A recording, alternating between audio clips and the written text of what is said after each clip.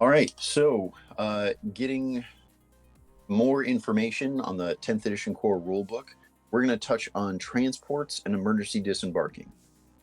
We have seen a lot of leaks, Warhammer community, things like that, and it's really indicated that transports are going to be um, a pretty key role and at least a lot stronger than they used to be in 10th edition compared to previous editions.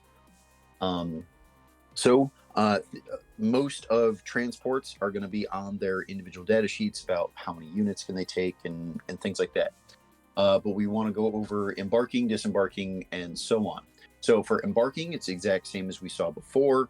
If a unit has every model wholly within 3 inches of a transport at the end of the turn, they can then embark. Also, we talked a little bit before about when the transport deploys, a unit is going to be embarked on it at the beginning of the game. That is true for dedicated transports. For non-dedicated transports, that may not be true, but that will be true for sure for the dedicated transport part. For disembarking, it's basically the same as we saw before. However, there's now a caveat. So when a unit disembarks, the whole unit is deployed outside of the transport, wholly within 3 inches of the transport. That's the same. However, basically, it clarifies in the core book now that if the unit disembarks before the transport moves, it counts as remaining stationary, and you can still make a normal move or advance afterwards. Everything acts as normal. However, if the transport moves first and then the unit disembarks, then the unit that disembarks already counts as having made a normal move. So they cannot move again. They also cannot make a charge attempt in that turn. Now, if the transport is destroyed, then we get into a few other things. So it talks about deadly demise, which is basically explosions, is how we've always seen them in the past. They just gave it the name deadly demise for this edition, so it had basically another keyword, which made it universal kind of across the data sheets. So deadly demise is done before disembarking. So the unit inside the transport will never suffer any damage from deadly demise if that 6 is rolled. However, whether deadly demise happens or not, if the unit is disembarking based upon the transport being destroyed, what you're going to do is you're going to roll a d6 for each model in the unit. This is not individual rolls. This is like we've seen in the past. So if there's 9 models in the unit plus a character, you're going to roll 10 dice all at the same time. They're not assigned to individual models. For each roll of a 1, that unit suffers a single mortal wound. So for many models that have one, especially with 1 wound, that basically means they're destroyed. However, if you have a character in the unit and things like that, that have multiple wounds, your more elite units, this becomes way less scary. You're still taking damage. It's still only on a 1, so even when you take damage, it's not super often. But we are talking about taking additional damage as you go, which is never a thing that we really want to do, right? We already lost our transport.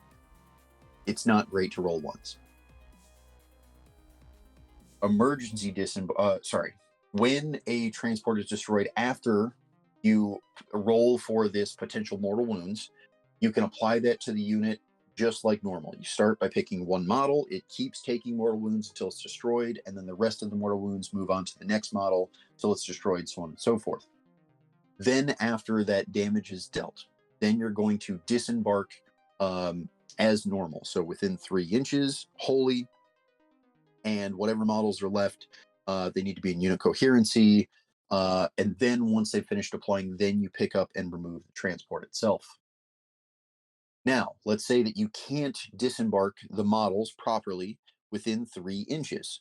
Then you are allowed to do an emergency disembark. The upside to this is that it now makes the unit has to disembark wholly within 6 inches. This is a really big change because basically it means that it is going to be pretty hard to trap someone inside their transport. We have seen it throughout a few editions to where transports kind of suffered because that could happen in certain situations, and that was a pretty bad, feels bad, losing your entire unit just because your transport got blown up because they were able to kind of cheese that pile in before they remove the transport. So while that's a great thing, obviously emergency disembarking isn't supposed to happen very often, so it gets scarier. Well, when we roll our d6s for mortal wounds for an emergency disembark, instead of rolling on ones, it's 1, 2, or 3. So basically 50% of the dice we roll are likely to apply a mortal wound to our unit. And again, on the upside here, unlike the things we talked about before, we get to choose where these mortal wounds go. So it's a little safer for us, and we can kind of protect the models we want to protect, i.e. the characters. However, we have to apply all of the mortal wounds. So you're going to start removing models, probably the weakest one first, which likely has the lowest amount of wounds, and you're going to keep working through the unit, so you're probably going to lose quite a bit here. Now, unlike normal disembarking or destroyed transport disembarking, for this emergency disembark, now you're going to place the units wholly within 6 inches, and if some of the models don't fit, instead of saying nope, you can't do that, we have to move on to the next rule, i.e. Emergency disembark. Now if you can only place some of the models you can't place are destroyed. Now this shouldn't happen too often because with how many mortal wounds we're probably taking and things like that, the realistic answer is it's hard for the opponent to stop us. So we're not likely to have, after we've already taken these mortal wounds, to not find places to fit our units. But even if we can't, you can place what you can, the rest are then destroyed. Now, I should say for all of these disembarkings, whether it's regular, destroyed transport, or emergency disembarking, when we disembark, not only do we have to be wholly within those different ranges, but we also have to be outside of engagement range of enemy units. Unless your transport has some sort of special rule on it, you can never disembark into engagement range. I'm hoping the boarding plank gets that. That would be so great. Well, we've already seen some special rules that break some of this disembarking rules, right? Because we've seen assault ramp and things like that. So they allow you to disembark and charge in the turn, even if the transport moved before the unit disembarked. So we already know that there are some exceptions to these rules, but they're not going to show up all the time. Having an exception to disembarking into combat is probably going to be even more rare than the disembark and charge rule that we've seen. So I'm expecting disembarking at the end of a transport movement is going to be mainly a shooting thing, but it might make some of the short range weapons a little easier to get into range, like Tau breachers or some of the assault weapons that have like 18-inch range. Yeah. Having the transport give you bonus movement and then you jump out and shoot is great. But for melee, that's not going to help you get like the turn 1 charge, because you're not allowed to at the end of the... Unless the transports get extra rules, exceptions to that, like Truck Boys had.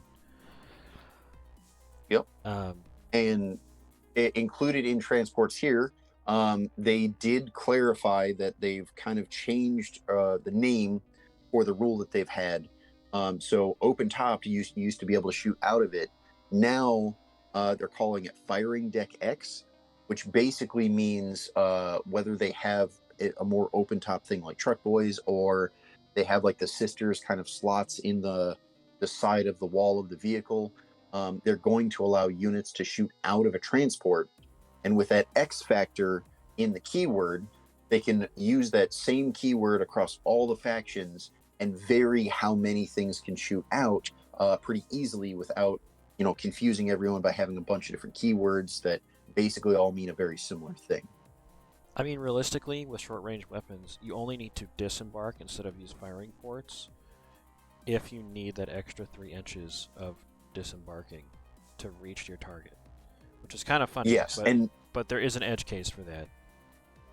correct. And I think the primary reason for that is probably more to do with your transport doesn't have firing deck whatever number, because not all transports are going to have that.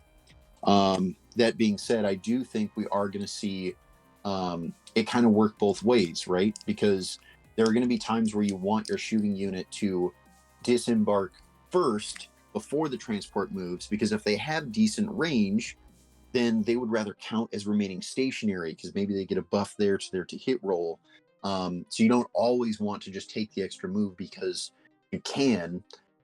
Sometimes you'll want the added benefits that come with maybe a unit can disembark and advance and still shoot their weapon because they have the assault weapon rule. And maybe that, because of their stat lines, gets them more movement than they would expect to get from the transport moving and disembarking. Um, Things like that. Yep. All right. Is there anything else you want to mention on transports? Nope, I think we're good here. We'll continue through the core rulebook and we'll get more information out to you guys and cover more of the changes as we continue to read through them and get videos put together for you. All right. Cool. Thanks, everybody.